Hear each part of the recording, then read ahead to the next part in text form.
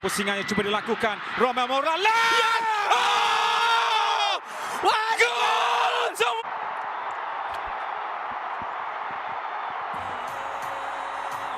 Terima kasih Romel Morales. Mainan pada kali ini.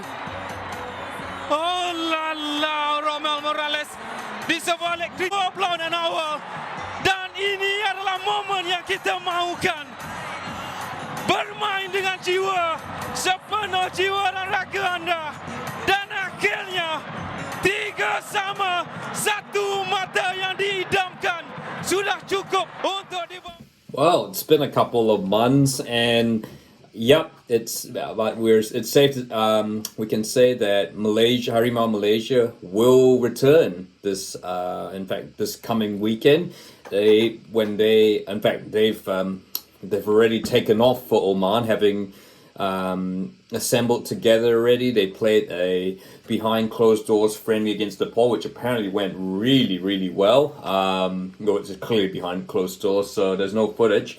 So why are they heading to Oman? Well, they are.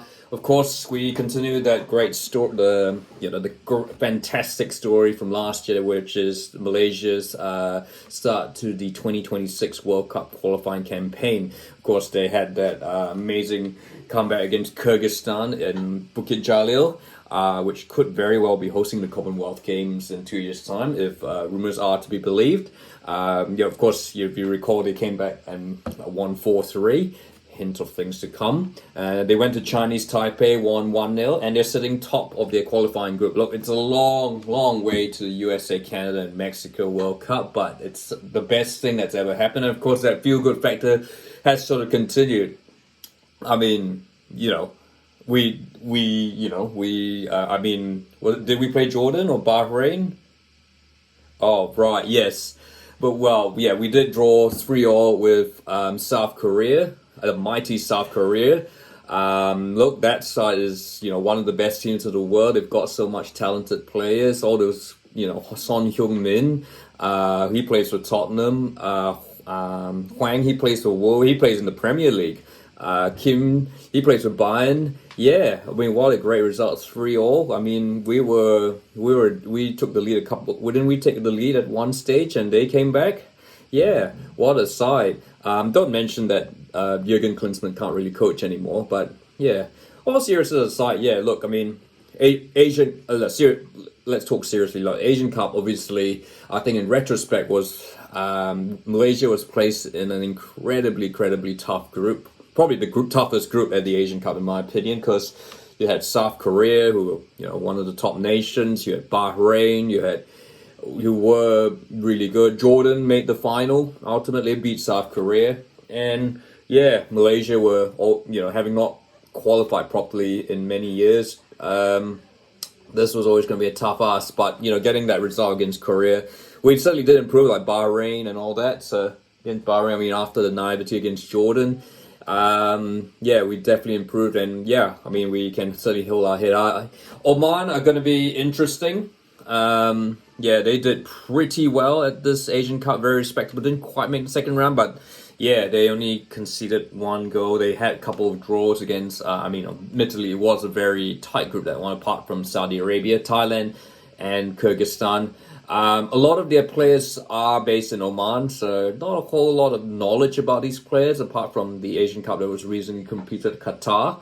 But I think, again, look, if we can get like a draw, 4 points, I think that would be a great campaign to keep us up there and would pretty much put us in stead for the next round. So certainly, and then of course the next round is in June. Now, in terms of squad news, Matthew Davies, he's the captain, of course, who got subbed off against Korea. Junior Elstad, they haven't made the trip to Oman. But yeah, so that we're not entirely sure what the reason is. But there's still a pretty decent squad. You've got Darren Lock, you've got Romel Morales, who who was who was the hero against Korea. You've got Paulo Josu, in midfield, who's really started. Stuart Wilkin, of course, and then Dion Cool. So yeah, so pretty much look, it's a lot of the spine of the team that played, had got that result against South Korea. So yeah, it's an interesting one. This is why you love international football. It's pretty much a team, Oman, Malaysia. These two games are going to feature lots of homegrown players. I mean, I guess you have to say what you all want about Dion Cool, Stuart Wilkin, Endrick, etc.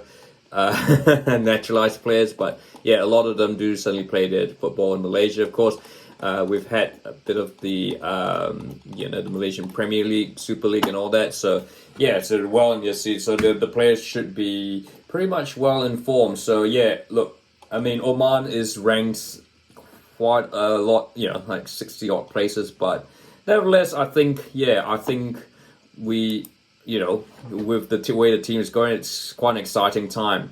So the first game against Oman is on Friday. As I said, the team's already played there. Actually, the other thing worth mentioning, of course, Malaysia, Oman, of course, being both Muslim nations, the fact that they're playing this sort of in the middle of Ramadan. So I think these games will do kick off after they break fast, and of course, so hopefully so this will be an interesting challenge physically. I mean, obviously, I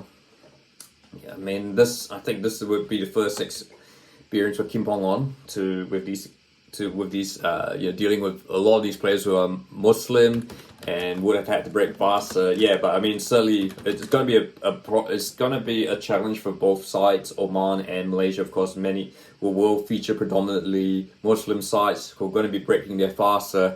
Yeah, we might. So I'll be interested to see. I don't think you'll be expecting much of a fast-paced game. Both places are hot, and both places will be pretty. Kuala Lumpur and Muscat will be pretty hot. So yes, so we shall see.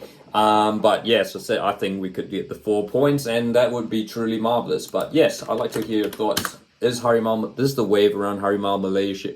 Yeah, Malaysia's still there, or are we going to be found out? I mean, fingers crossed. Yeah, let's keep the momentum going, and Malaysia boleh. So yeah, just a recap. It's Thursday night, midnight over there in Oman, and then the second legs is Tuesday night at the Bukit Jalil Stadium. So what are your predictions for this? In fact, what is a two-legged series? Can Malaysia maintain their place on top of Group D of the second round and progress to the third round? Or could Oman and Kyrgyzstan come back? So I'd like to hear your thoughts. If you like this video, feel free to like, and don't forget to subscribe. I mean, this is the only football you're going to have for the next about just over a week or so.